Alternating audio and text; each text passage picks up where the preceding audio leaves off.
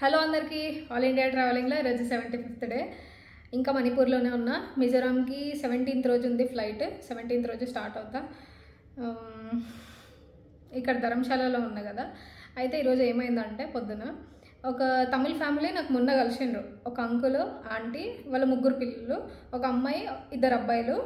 అయితే వాళ్ళు ఇయర్కి 12 months ఉంటాయి కదా. 11 months కష్టపడి వర్క్ చేసి ఇంకా మిగతా 1 month ఫుల్ ట్రిప్ వెళ్తారంట. నాకు భలే అనిపించింది అసలు. వాళ్ళు చెప్పంగానే నేను షాక్ అయిపోయినా. అరే ఇట్లా కూడా చేస్తారా అని చెప్పేసి.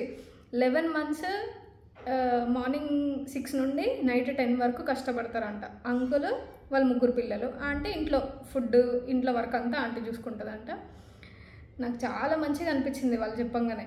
1 month ట్రిప్ వెళ్ళిపోతారంట. 1 month అసలు 1 month అసలు షాపే ఓపెన్ చేయరంట. వాళ్ళకి పెస్టిసైడ్ షాప్ ఉంది. 1 month షాపే ఓపెన్ చేయరంట. నాకైతే వినగానే ఎంత మంచిగా అనిపించింది అంటే, అసలు ఇట్లా అందరు ఫ్యామిలీస్ ఉంటే ఎంత మంచిగా ఉంటుంది. భలే అనిపించింది. అయితే వాళ్ళు ఇట్లా 3 years నుండి స్టార్ట్ చేసిందంట ఈ ట్రిప్.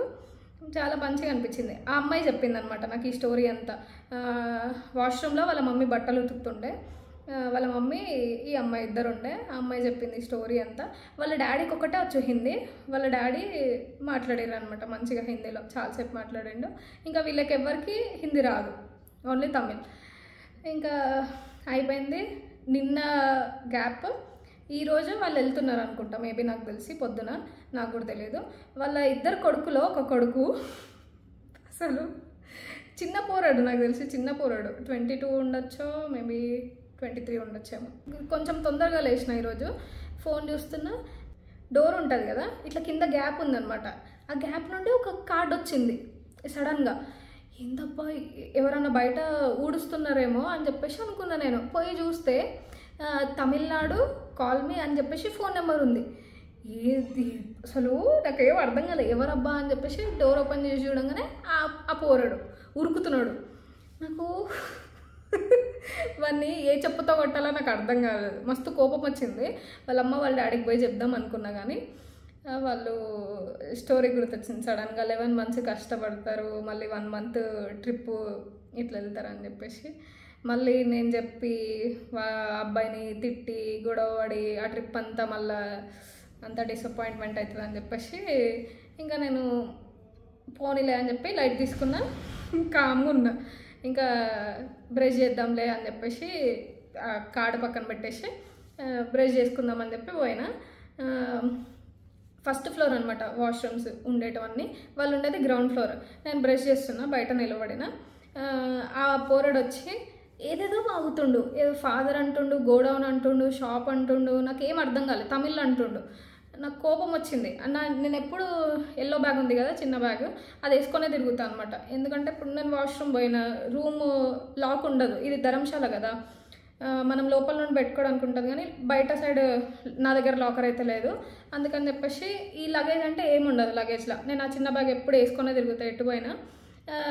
ఇంకా ఫోన్ ఉంది కదా, ఆ గూగుల్ ట్రాన్స్లేట్ ఉంటుంది కదా, అది ఓపెన్ చేసి తెలుగు మన లాంగ్వేజ్లో టైప్ చేస్తే మనకి తమిళ్ వస్తుంది కదా, తమిళ్ వస్తుంది గూగుల్ ట్రాన్స్లేట్లో, మంచిగా అర్థమవుతుందిలే అని చెప్పి మనకి నెంబర్ ఎందుకు ఇచ్చినావు మీ మమ్మీ డాడీకి చెప్పాలా అని చెప్పేసి ఇట్లా టైప్ చేసిన అనమాట.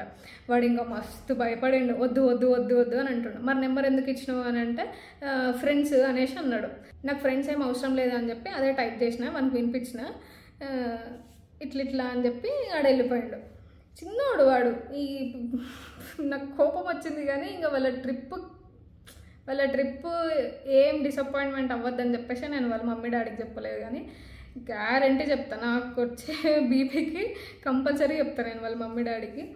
కానీ ఏంటంటే ఇంకా పాపం అనిపించింది. వాళ్ళ మమ్మీ చాలా ఇన్నోసెంట్గా అనిపించింది నాకు మొన్న మాట్లాడేటప్పుడు. వాళ్ళ డాడీ కూడా ఇంకా కొంచెం తమిళ్ వాళ్ళు ఎట్లుంటారో ఇన్నోసెంట్గానే ఉంటారు. సో అందుకని ఇంకా చెప్పలేదు. కానీ ఈరోజు ఇది సంగతి అయ్యింది. ఫస్ట్ టైం ఇట్లా అవ్వడం. నాకు సినిమాలల్లో ఇట్లా డోర్ల నుండి వేయడం అట్లుంటుంది కదా, నాకు సినిమాలు గుర్తొచ్చినాయి అనమాట. భలే నవ్వు వచ్చింది. ఇప్పుడు నవ్వు వస్తుంది అనమాట. మళ్ళీ వాడు ఏం చేసిండు, కార్డు ఉంటుంది కదా, ఇదిగోండి కార్డు 2 సైడ్లు రాసిండు అనమాట. 2 సైడ్లు రాసి ఇట్లా చేసి ఇట్లా పంపించేసిండు. నాకు నవ్వు అంటే మస్తు నవ్వు వచ్చింది, ఇప్పుడు నవ్వు వస్తుంది. పొద్దున కూడా వాడిని తిట్టిన తర్వాత కొద్దిసేపటికి చాలా నవ్వు వచ్చింది అనమాట. వీడు నిజంగా 2 సైడ్లు రాసిండు అని చెప్పి. ఇదిగోండి నెంబర్, ఎవరికన్నా కావాలంటే తీసుకోండి, ఫోన్ చేసుకోండి మంచిగా.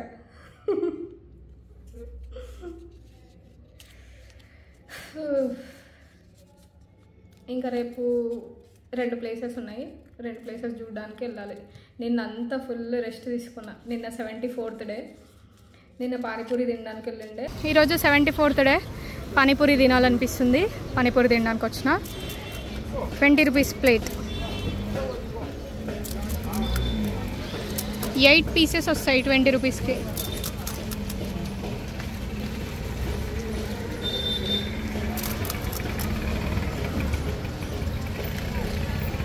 ఓ నక్కు నక్కు, ధనియా నక్కో, ధనియా నక్కో.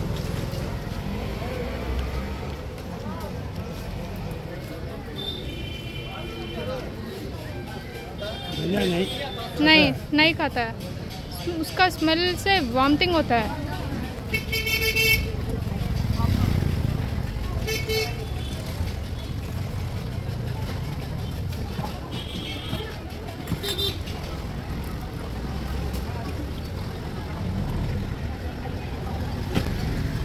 చాలా నీట్గా ఉంది కదా, అందుకే తినాలనిపించింది నాకు.